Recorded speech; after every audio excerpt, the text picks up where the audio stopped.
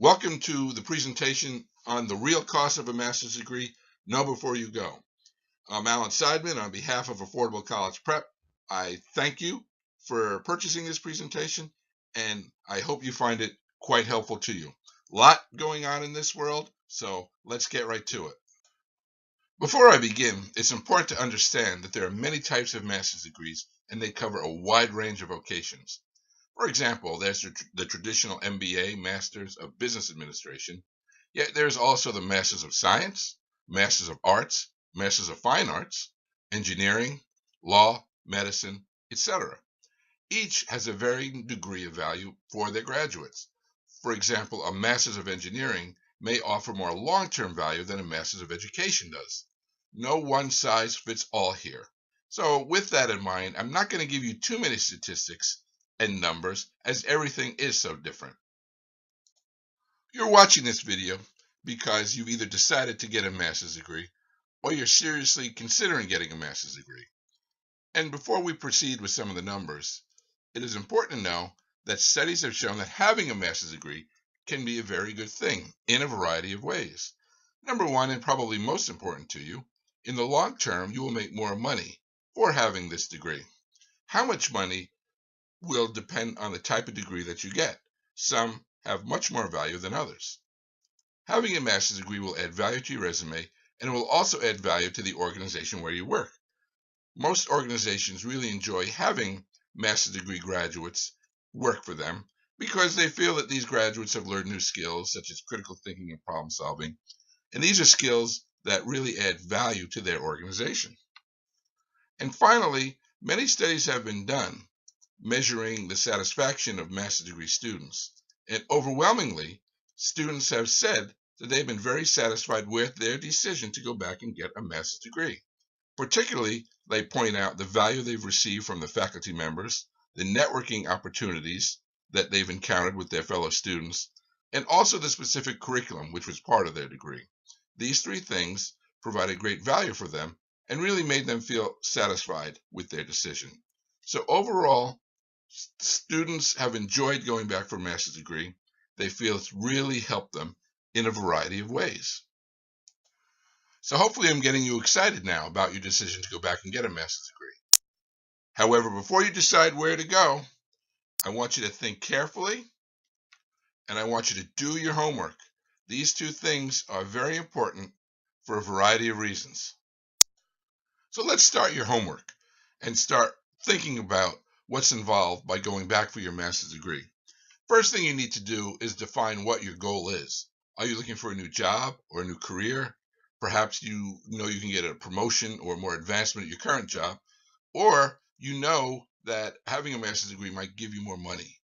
Uh, or it could be something else other than what I've said here. Whatever it is, think about that carefully and write it down. Now think about how much extra per year will you make once you have this degree. Now I'll walk you through this in a little more detail later in this presentation, but it's important to start thinking about this now. For example, some of you might want to go back to school to start working to becoming a college teacher or a secondary school teacher, for example. Well, I can tell you from experience, and I hate to break it to you, but these starting salaries are not very good. So you have to understand that. Very important too is how will you pay for your degree? I'm sure you know that this is an expensive investment. The range is anywhere from $30,000 to $120,000 to get your degree. Now, many schools offer tuition that is lower than that, but you have to keep in mind all the other costs that are involved by getting your degree. And I don't have to walk you through this at this point. You should know what those costs are. And perhaps most important, I think, do you have to borrow money to go back and get this degree? If you do, are you currently in debt from your undergraduate? And how much more debt are you willing to take on? You have to really stop and think about this. It's important. I know this might depress you, and I know you might like to just ignore this and get your degree and worry about it later. I'm here to tell you you can't. You really need to think about this now. Our good friends at the U.S. News and World Report have been kind enough to gather the data on student loan debt after a graduate degree. And the chart that you see here covers the average student loan debt that's combined for your undergraduate and your graduate degree. As you can see, it covers the various types of degrees, some of the various types of degrees, and your total debt upon completion of the program. Now, just take a moment and look at this.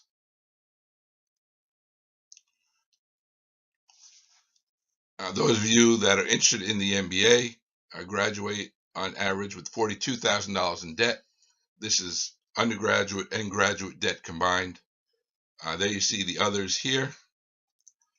Obviously, going up to medicine is quite expensive. The average debt is $57,600, and we're going to look at that number as we go through the presentation. Interest rates are higher when you borrow money for graduate school than you do for undergraduate education. And you should also know the government is happy to loan you money here. However, they loan you more money than they will for an undergraduate degree, and they will loan you up to $138,500. Now, I didn't break it down here, but these numbers include subsidized loans and unsubsidized loans. Subsidized, where the government pays the interest while you're in school. Unsubsidized, the interest accrues while you are pursuing your degree. So take a moment and look this over. So let's look more closely at your student loan and your student loan repayment. And let's start with the 10-year monthly payment. This is the most traditional approach, where students pay off their loan within 10 years. So let's say you've borrowed the average here, $57,600, and your interest rate is higher now because you have graduate loans in with your undergraduate loans. So your interest rate has gone up, and now it's 6%. What do you think your monthly payment is going to be? Any guesses? Are you thinking to yourself on this one? Every month, you'll be paying back $639.48. Now, this data is available easily for you online. There are student loan calculators where you can plug in your total debt and your interest rate and how many months until you pay it back, and you'll get these numbers. All right? So think about that. I'm sure you are. I can't see you, but I'm sure your smiling face just went to a frown face. Now, just so you know, of all this money that you're paying back, just over $19,000 is interest alone. Okay, now remember, this all compounds as you go through the process. So I don't have to tell you about how borrowed money works and how interest rates work. You're looking at grad school. You should know this by now. But here you go. Take a look.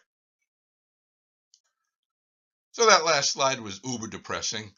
Many of you are saying, heck with 10 years. Let's try what a 20-year payback would look like. All right. We're looking at the same amount of debt, $57,600. Your interest rate is 6%. In this case, your monthly payment is a little lower. It's $412.66. However, total interest is now $41,439.43. So look at that. You borrowed $57,600 and you're paying that back plus over $41,000 in interest. Plus, let's say you graduate from your master's program, and let's just say you're 30 years old. Just putting that out there. 20-year monthly payment means you're paying this back every month until you're 50 years old. So pick your poison. 10-year, higher payment. 20-year, little lower payment. There are the numbers side by side. So with the 20-year plan, you're paying $226.82 less a month, but you're also paying over $22,000 more in interest. So now we look at $639.48 a month, and we go back to the studies that have been done to show what happens to your life with that high of a payment every month. What's been shown is that people delay in getting married, people delay in starting a family, because you have this huge monthly payback. People also delay buying a home, and you might also delay buying buying a nice new car. In fact, many grad school alums actually go back and live at home to help manage their monthly bills. You also delay money saving money for retirement. I know you're probably not thinking about that now, but at some point you will. And with such a high payment, you're more likely to put less aside for retirement. And I put this one in. This happened to me. You just can't afford good seats at your favorite live concert. So there you go. The others, you can get by, but boy, you don't have good seats at your live concert. That's suffering. So overall, this will really alter your life and your lifestyle. You just have to know that. Now, again, I'm not here to depress you, which I probably am. I'm here to just paint a realistic portrait about what the future brings. So here's my recommendation to you. Shop around, and I put it in red, shop around for the grad program that will offer you the best value and the best chance to minimize the money that you need to borrow. Don't just commit to school A because it's easy. It won't take you much effort to apply there and go there. Take the time to shop around. Now, you still might end up going there, but at least you've made an educated decision about that. Don't be lazy. Do your homework. Know before you go. You took the time to invest in this presentation, so take more time to prepare for this huge investment you are going to make in graduate school, particularly if you will have to borrow money to go there. Here's what I'm recommending for you. Get your pencil and paper ready. You're going to make another list. And you're going to start with the schools that you would like to attend or you're thinking of attending. Now, be generous here. Include public or state school options as well as private school options. Private schools might be a little easier to get into than the public or state schools. It's going to depend on the schools. Also, include your dream schools on this list. Maybe Cornell is on that list, or perhaps Emory or Brown University. You should include these schools on your list as well. Next, go ahead and research the starting salaries for the graduates of the schools on your list. Now, often you can find this information on the school website. However, I think this data may be skewed a little bit. So do a little extra and come up with Google searches. And a search might help you narrow down or get a better idea of what the salaries are for recent graduates of the programs you are interested in. Next, go to a grad school calculator to calculate your return on investment in this program. What you need to do here is Google graduate school calculator.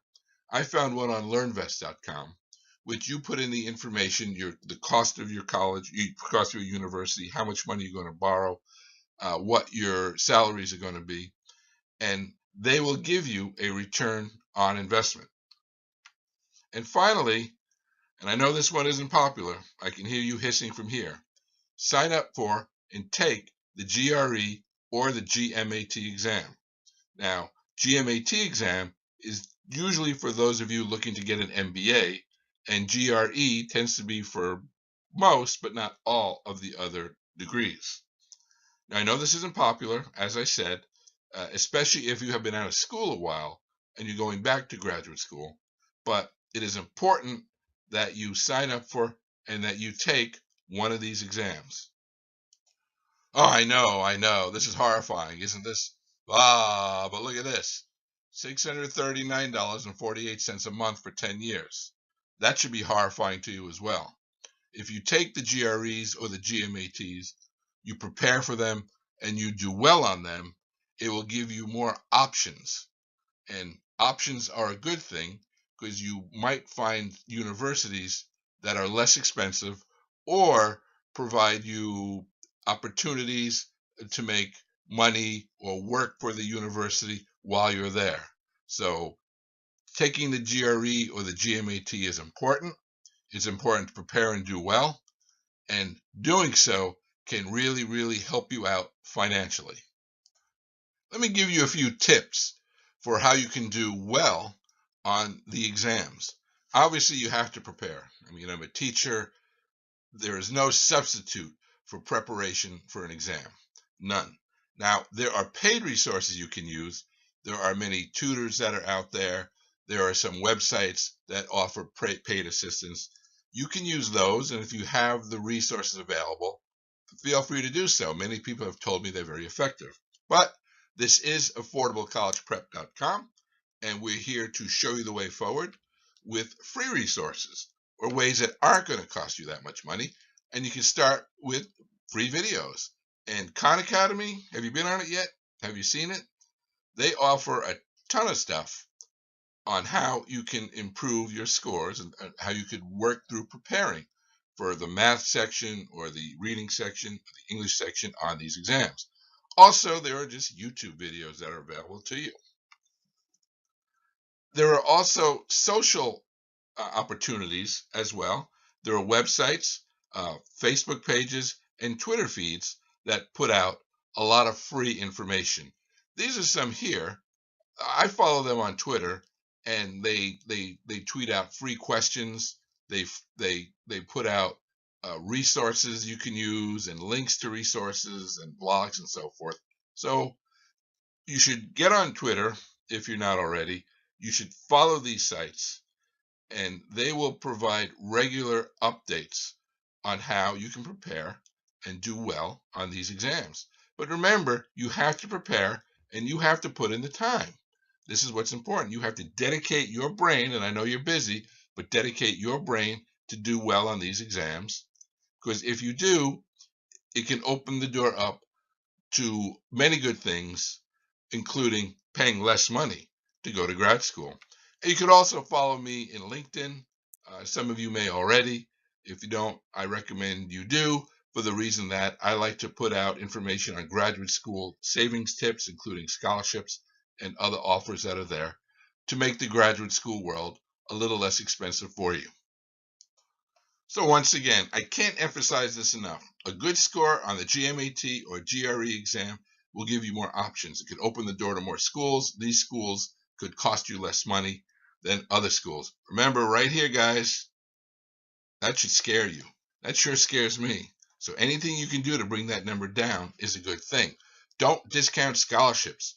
Scholarships are there for you in the graduate degree as much as they're there for you with your undergraduate degree. Stick to the website. We have videos that show you how to get scholarships, so go get them. You can save some money in advance before you go for your master's degree. Students tell me that this is something they've done and it's helped them out quite a bit. Rather than go right into your master's degree from your undergraduate degree, students said they took time to work for a few years, earn some money, put some money aside for their grad degree, so they didn't have to borrow as much when they went back. So consider doing that as well. And also utilize the tips I provide for you here at affordablecollegeprep.com. Our site is dedicated to helping you with all things college, particularly ways that you can save money throughout the process. So there you go. And here's our mission: to educate students and their families on all things college with emphasis on saving money and doing what is necessary to graduate in a timely manner. This includes at the graduate school level as much as the undergraduate level. So the real cost of a master's degree, $639.48 a month. That's a lot. So know before you go. So thank you for tuning in. I truly hope that this was helpful to you. If you have any questions for me, you want to know something more, email me, alan@affordablecollegeprep.com. I would love to hear from you. Take care, everyone, and best of luck to you.